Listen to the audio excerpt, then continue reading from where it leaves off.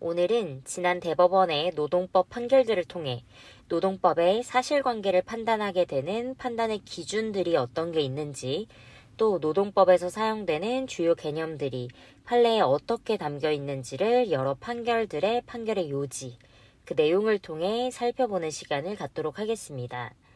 대법원 2008년 9월 25일 선고된 판결에서 볼 수 있는 중간 착취의 금지와 관련된 내용입니다. 근로기준법 제9조에서는 누구든지 법률에 의하지 않고는 영리로 타인의 취업에 개입하거나 중간인으로서 이익을 취하지 못한다고 규정하고 있는 바, 여기서 영리로 타인의 취업에 개입한다고 함은 제3자가 영리로 타인의 취업을 소개 또는 알선하는 등 근로관계의 성립이나 갱신에 영향을 주는 행위를 말한다. 제3자가 타인의 취업에 직접 간접으로 관여하여 근로자를 착취하는 행위를 방지하고자 하는 위 규정의 입법 취지와 위 조항에 의해 원칙적으로 금지되고 있는 타인의 취업에 개입하는 행위 중 허용되는 행위의 유형과 절차에 관해 상세히 정하고 있는 직업안정법 등의 관련 법률 조항들을 종합적으로 고려해 볼 때 위 조항의 영리로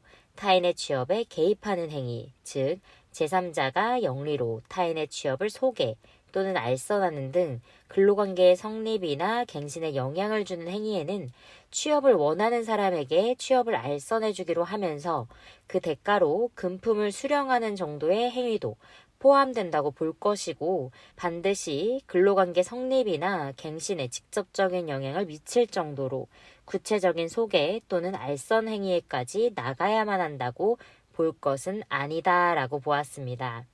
다음은 대법원에서 2006년 12월 7일 선고된 판결에서 볼 수 있는 근로기준법상 근로자를 판단한 내용입니다. 근로기준법상의 근로자에 해당하는지 여부를 판단함에 있어서는 그 계약의 형식이 민법상의 고용계약인지 또는 도급계약인지에 관계없이 그 실질에 있어 근로자가 사업 또는 사업장에 임금을 목적으로 종속적인 관계에서 사용자에게 근로를 제공하였는지 그 여부에 따라 판단해야 하고, 위에서 말하는 종속적인 관계가 있는지 그 여부를 판단함에 있어서는 첫째, 업무 내용을 사용자가 정하고 취업규칙 또는 복무, 인사규정 등의 적용을 받으며 업무 수행 과정에서 사용자가 상당한 지휘 감독을 하는지, 둘째, 사용자가 근무 시간과 근무 장소를 지정하고 근로자가 이에 구속을 받는지, 셋째, 노무 제공자가 스스로 비품, 원자재나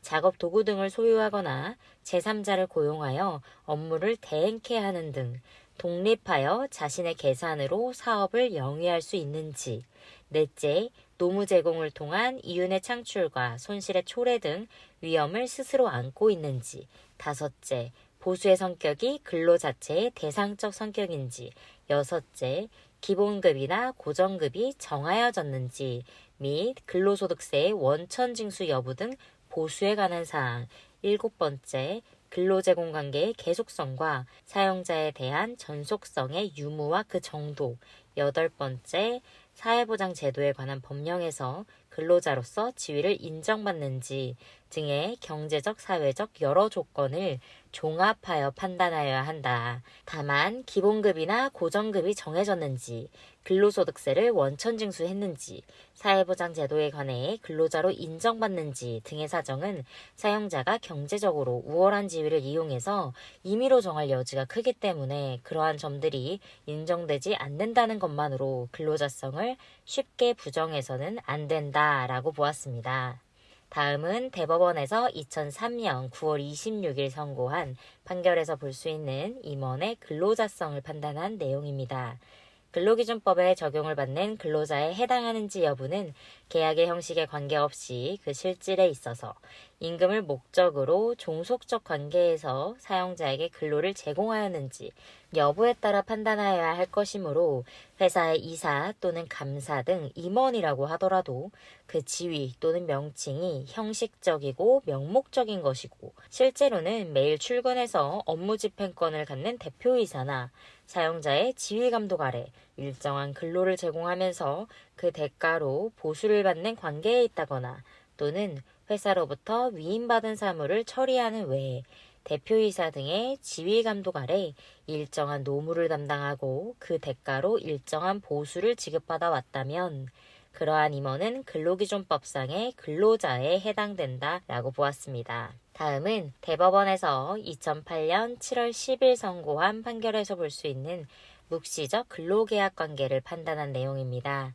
고용주에게 고용되어 제3자의 사업장에서 제3자의 업무에 종사하는 자를 제3자의 근로자라고 하려면 원고용주는 사업주로서의 독자성이 없거나 독립성을 결해서 제3자의 노무대행 기간과 동일시할 수 있는 등 그 존재가 형식적, 명목적인 것에 지나지 않고 사실상 당의 피고용인은 제3자와 종속적인 관계에 있으며 실질적으로는 임금을 지급하는 자도 제3자고 또 근로 제공의 상대방도 제3자여서 당의 피고용인과 제3자 간의 묵시적 근로계약 관계가 성립되어 있다고 평가될 수 있어야 한다라고 보았습니다.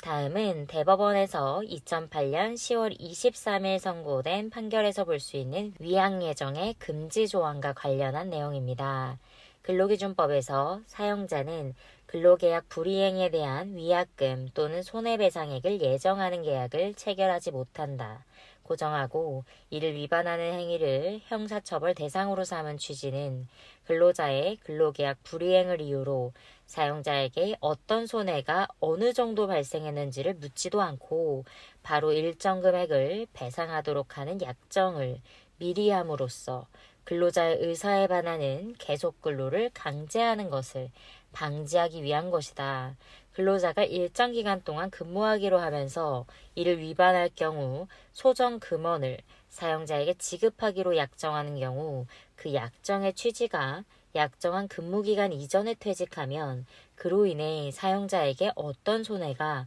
어느 정도 발생했는지도 묻지 않고 바로 소정 금액을 사용자에게 지급하기로 하는 것이라면 이는 명백히 근로기준법의 위약금 예정 금지에 반하는 것이어서 효력을 인정할 수 없다라고 보았습니다.